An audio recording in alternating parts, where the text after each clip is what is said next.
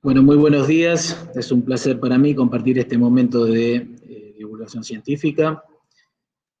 Mi nombre es Carlos Buzo, soy médico especialista en nutrición y diabetes, especialista en medicina interna y soy médico cardiólogo y represento al grupo de trabajo en nutrición y diabetes del Hospital Municipal María Curie. Para este tema en particular, no hay conflicto de intereses. Vamos a introducirnos situándonos en la línea de tiempo, y en diciembre del 2019 todo apareció con una rara, ¿sí?, enfermedad respiratoria en esta provincia, en este lugar, ¿sí?, específico de China, que rápidamente se extendió desde diciembre de 2019 hasta convertirse en un evento pandémico, y donde ya a nivel de la Organización Mundial de la Salud, en marzo, ¿sí?, de este año, queda declarado este estado de pandemia.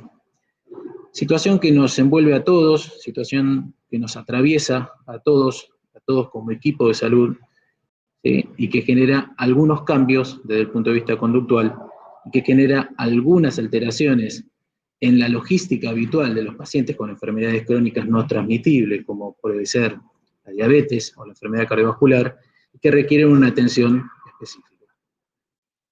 Los signos y síntomas, ¿sí?, asociados al COVID en China no difieren de lo que nosotros vemos en nuestro país, y yo no me voy a extender mucho en esto, que probablemente mis compañeros previamente lo hayan tomado, pero no había manera prácticamente de diferenciar otras infecciones respiratorias virales como la influenza, ¿sí?, razón por la cual era difícil, ¿sí?, o sigue siendo difícil establecer si esto es verdaderamente, ¿sí?, COVID o no COVID en un paciente que tiene síntomas respiratorios.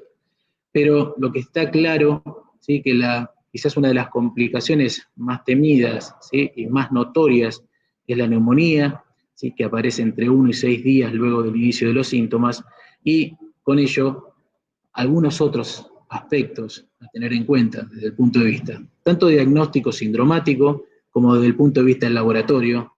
Esto es el aumento del dímero D, el aumento de la ferritina, el aumento del LDH, la linfopenia, el aumento de PCR, o sea, todos, ¿sí?, todos marcadores de inflamación, que en nutrición y diabetes tienen importancia, y una importancia capital, sabiendo que la diabetes es un factor de riesgo cardiovascular per se.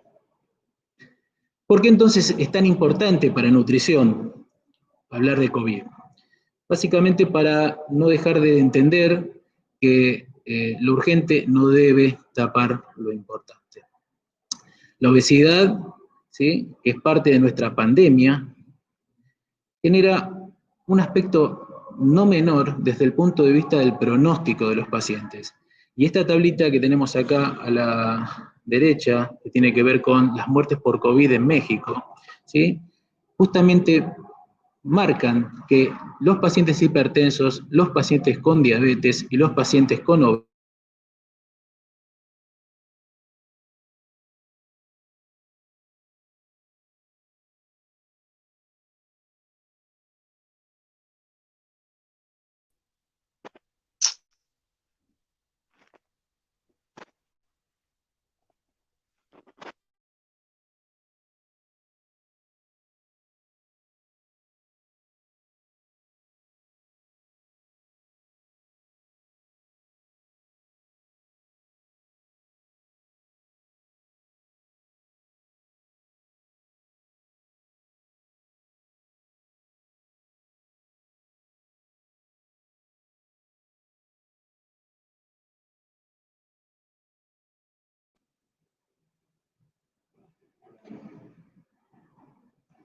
¿No se me escuchó? No, sí, yo hice lío. ¿Dónde ibas?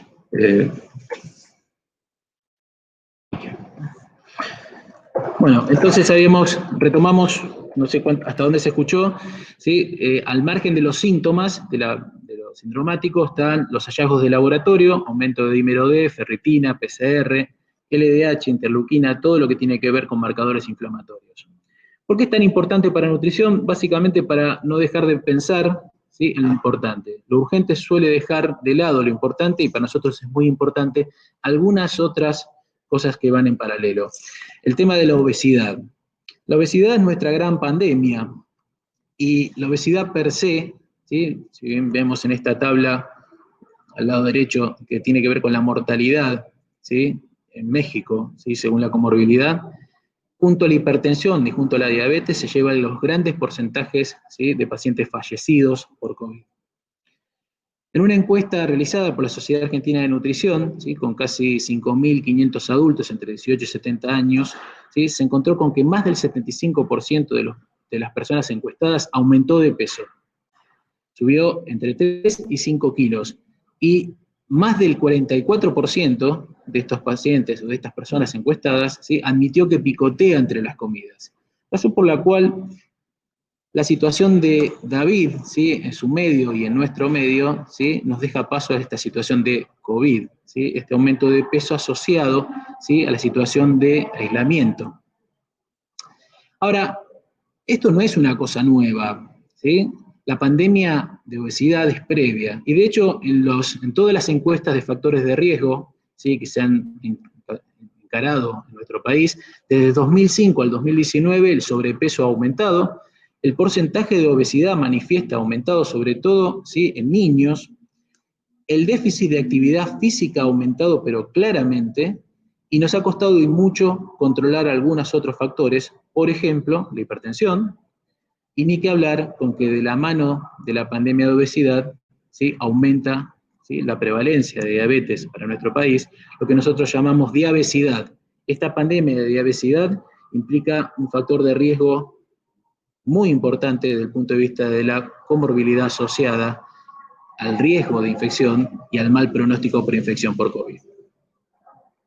La obesidad, entonces, es un factor de riesgo, ¿sí? Para personas con infección por COVID, donde los posibles mecanismos tienen que ver con algunos mecanismos mecánicos, justamente, disminución de los volúmenes pulmonares, aumento del trabajo respiratorio, y los roncadores crónicos son los pacientes que tienen, por ejemplo, apnea del sueño, justamente una debilidad funcional, sí, que los hace justamente especialmente vulnerables, ¿sí? a la enfermedad severa por COVID. La obesidad per se, o sea, este aumento de la grasa periférica, genera alteraciones pulmonares, ¿sí? Alteraciones cardiovasculares, aumento del estrés cardiológico, aumento de la presión arterial. Recordemos que la grasa visceral es una fuente inagotable de angiotensinogenio. Aumenta el potencial trombótico, ¿sí? Y aumenta la tasa, ¿sí? De individuos con diabetes, fundamentalmente diabetes tipo 2, que es lo que más vemos en nuestro país. Y luego algunas alteraciones asociadas justamente al estado de inflamación de bajo grado permanente, ¿sí? Alteración de la respuesta inmune, ¿sí? Y esto en definitiva termina en una menor reserva metabólica cardiorrespiratoria, un aumento, ¿sí? De la respuesta, una hiperreactividad inmune, o sea, esa famosa tormenta de citoquinas, en definitiva los puntos finales duros, ¿sí? De la infección por COVID en estos pacientes. O sea, cuando uno va de adelante hacia atrás, desde la obesidad hacia la infección, esto es más frecuente, y cuando uno va de atrás hacia adelante, o sea, de los pacientes que entraron en malas condiciones ventilatorias, ¿sí? Las unidades de cuidados intensivos, nos encontramos que aquellos que tenían índices de masa corporal mayor de 35 tenían más riesgo, ¿sí? Más riesgo de ser ventilados y mayor mortalidad asociada justamente a la infección por COVID. O sea, es mandatorio para nosotros prevenir, ¿sí? La infección por COVID-19 en pacientes obesos, ¿sí? Y dar recomendaciones y cuidados en pacientes con obesidad, claramente. Cuando uno va a buscar condiciones clínicas basales en la ciudad de Buenos Aires, se encuentra con que lo más prevalente, estos son datos de abril, ¿sí? Lo más prevalente eran individuos con hipertensión arterial, asma y o diabetes. Pero cuando uno va a buscar puntos duros, ¿sí? En cuanto a los pacientes fallecidos, la obesidad, la diabetes y la hipertensión, al igual que la tabla que vimos para México, se lleva justamente el mayor porcentaje. Entonces hay que sumarle otros factores comórbidos y tienen que ver con algunos factores que muchas veces no tomamos en cuenta, que hablan de, por ejemplo, el nivel de instrucción. Nuestros pacientes con peor nivel de instrucción son los que suelen presentar más tasa de obesidad, más tasa de sobrepeso. Y esto no es un tema menor, porque esta gente en general tiene menos recursos, se defienden mal, y encima acceden poco al sistema de salud. ¿Qué pasa con la diabetes? Y la diabetes siempre estuvo asociada, siempre se pensó en la diabetes como que es un factor de riesgo para infecciones y de complicaciones pulmonares. Esto es algo que se viene diciendo hace muchos años, ¿sí? Que se sabía de hace muchísimo tiempo, ¿sí? Donde los sujetos con valores glucémicos mayores de 180 tenían más riesgo por toda causa en una internación. Y esto parece ser así, pero esta relación de la diabetes con las infecciones es una relación bidireccional. Las personas con diabetes mal controlada tienen más riesgo de presentar enfermedades infecciosas y de mayor severidad. Esto se ve particularmente, por ejemplo, con las neumonías.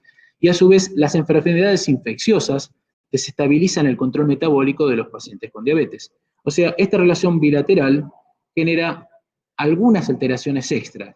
Por ejemplo, la diabetes de base, ¿sí? Más otra comorbilidad, aumenta y claramente, o duplica claramente, el riesgo de ingreso a UTI, de asistencia respiratoria mecánica o de muerte asociada a COVID o a otras infecciones. Cuando uno piensa en el curso, ¿sí? En la mortalidad de pacientes infectados con COVID, ¿sí? En un estudio retrospectivo, la diabetes aumentó el riesgo, ¿sí? de mal desenlace o de mortalidad en 2.85 veces, o sea, 2 a 3 veces más riesgo de muerte asociada a diabetes, fundamentalmente sujetos con diabetes mal controlada. Para los fallecidos en Argentina, si bien esta es una serie pequeña, ¿sí? 82 fallecidos en Argentina, ¿sí? La diabetes, la obesidad, las enfermedades pulmonares obstructivas, sí se lleva gran parte de esa tasa dura. Esto parece ser una condición, ¿sí? Que se repite en todo el mundo, ¿sí? Donde la enfermedad cardiovascular, la diabetes, la hipertensión de los pacientes con enfermedades tumorales están especialmente predispuestos a desenlace fatal, ¿sí? En las infecciones por COVID. Y esto tiene que ver muchas veces porque los sujetos con diabetes ya tienen per se aumento de marcadores de inflamación y trombosis mayores, ¿sí? Que los pacientes sin diabetes. Razón por la cual el control metabólico, en este sentido, es central. Los pacientes bien controlados tienen una alta tasa, ¿sí? De recuperación, mientras que los pacientes mal controlados, y esto hablamos de valores glucémicos mayores de 180, tienen alta tasa de mortalidad. A mayor glucemia, mayor tasa de mortalidad, y las series de pacientes, si bien tenemos poca evidencia científica prospectiva en esto, porque estamos aprendiendo de este virus, ¿sí? Parece mostrarnos la misma tendencia. Y la tendencia es que sujetos con diabetes, con mal control glucémico, tienen más inflamación, mayor tasa de infarto, mayor tasa de insuficiencia renal, mayor tasa de distrés respiratorio, mayor tasa de insuficiencia cardíaca, para lo cual la mortalidad es 2 a 3 veces mayor respecto a los sujetos bien controlados. ¿Cuáles son los mecanismos potenciales que pueden aumentar la susceptibilidad al COVID en sujetos con diabetes? Bueno, hay varios, algunos humorales, algunos explicables fácilmente in vitro, más difícil in vivo, pero estas alteraciones de la inmunidad, reclutamiento de neutrófilos deterioradas, actividad de macrófagos deteriorada, un aumento de las interleuquinas, en definitiva, el efecto propio, ¿sí? Del virus, ¿sí? Sobre la función cardíaca, ¿sí? Y los efectos secundarios sobre la función renal.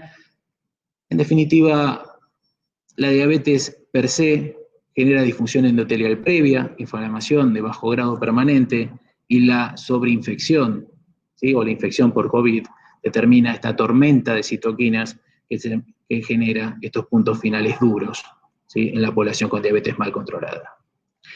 El corazón también presenta algunos mecanismos de daño, ¿sí? Asociados a la infección viral directa, ¿sí? Pero fundamentalmente a injuria miocárdica secundaria, ¿sí? A mayor estrés cardíaco, a hipoxia, ¿sí? Y a la lesión endotelial asociada y a la inestabilidad de placa, lo que genera más tasa de infarto. Cuando uno va a buscar la causa de muerte, ¿sí? En nuestros pacientes en contexto de COVID, se encuentra con que un 53%, por ejemplo, mueren de insuficiencia respiratoria, pero cuando observamos bien, ¿sí? Cómo se reparten las causas, la insuficiencia renal, el infarto y la insuficiencia cardíaca se llevan el otro porcentaje.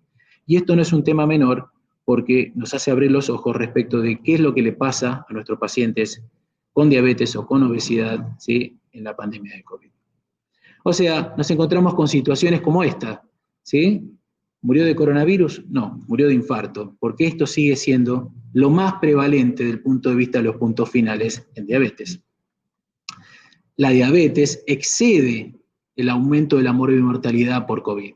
O sea que debemos seguir tratando a la diabetes como componente importantísimo, ¿sí?, de la salud cardiovascular. Y ahora entonces, ¿qué podemos hacer? Y podemos generar algunas recomendaciones, ¿sí? Y básicamente siempre planteamos recomendaciones generales, ¿sí?, considerando que nuestros pacientes con cáncer, ¿sí?, particularmente nosotros trabajamos en un hospital oncológico, están dentro del grupo de riesgo, que si bien no todos los pacientes oncológicos tienen el mismo riesgo de infección ante COVID, la diabetes mal controlada los iguala desde el punto de vista del riesgo cardiovascular y del riesgo de muerte.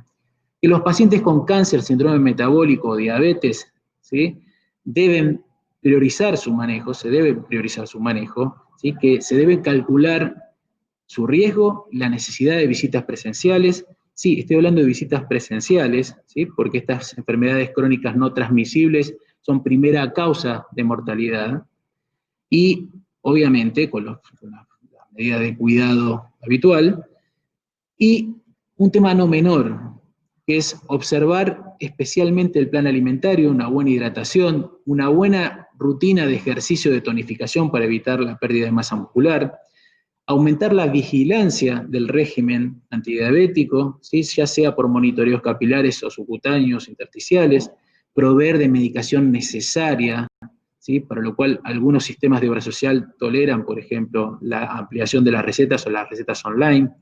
Y un tema no menor es que ante la hiperglucemia sostenida, el paciente venga a la consulta, que no se deje estar, que no tenga miedo, ¿sí?, de concurrir a la consulta para resolver el problema.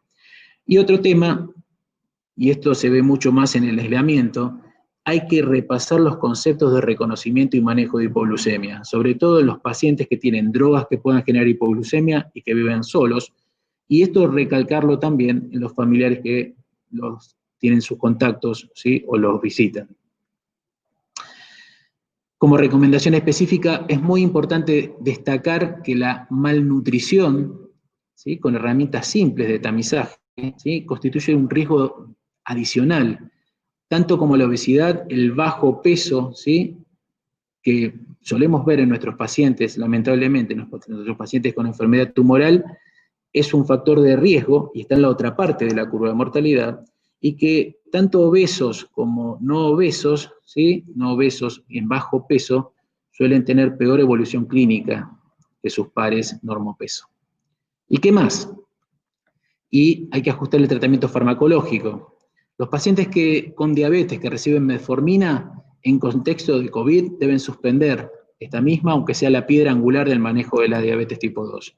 Sobre todo aquellos que tienen insuficiencia respiratoria, hepática o renal concomitante.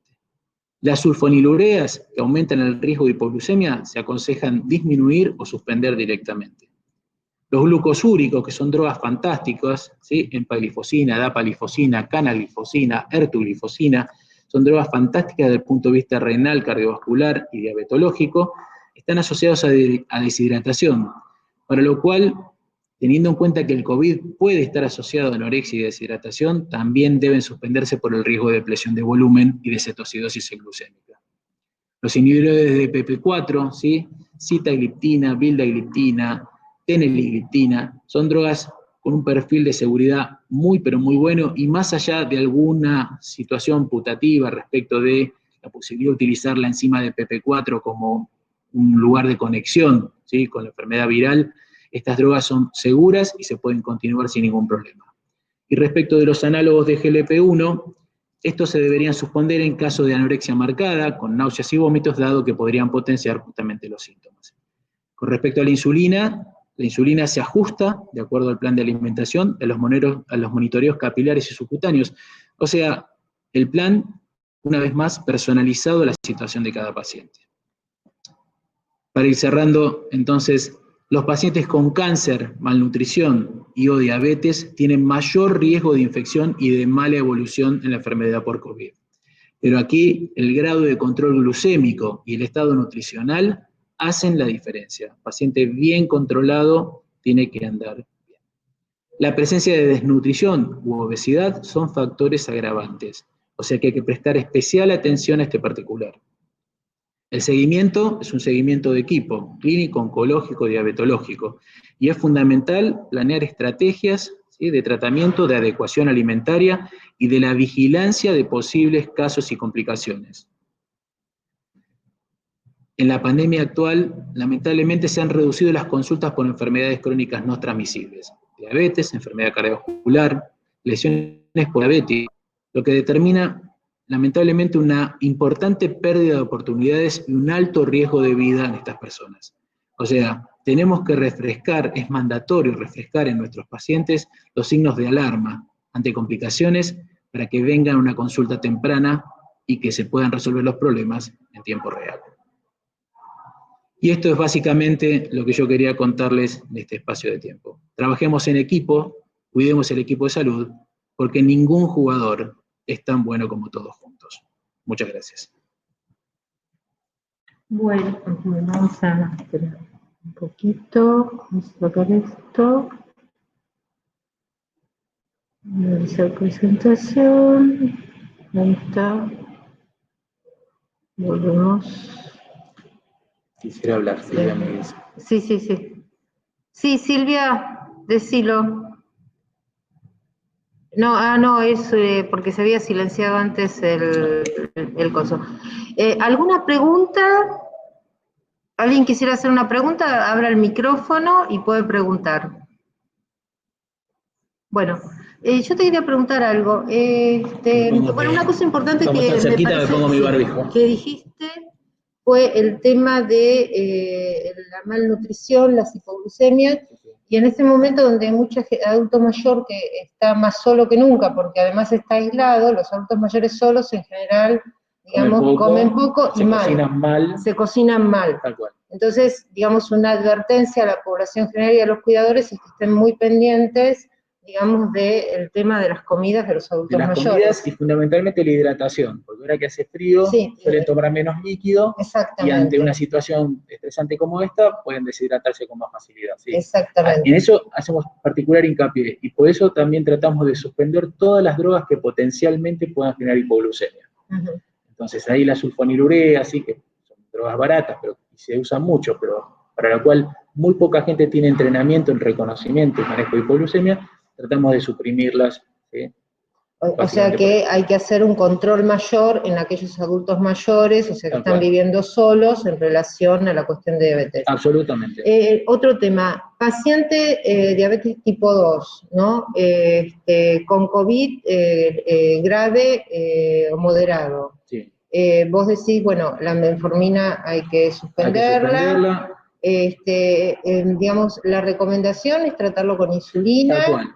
Bueno, sí, el paciente ese va a estar internado habitualmente, el manejo es con insulina, si está internado en la terapia los primeros días, básicamente, porque se usan corticoides, se usan un montón de cosas, son todos protocolos ad hoc, el manejo es con infusión continua de insulina y luego con insulina subcutánea.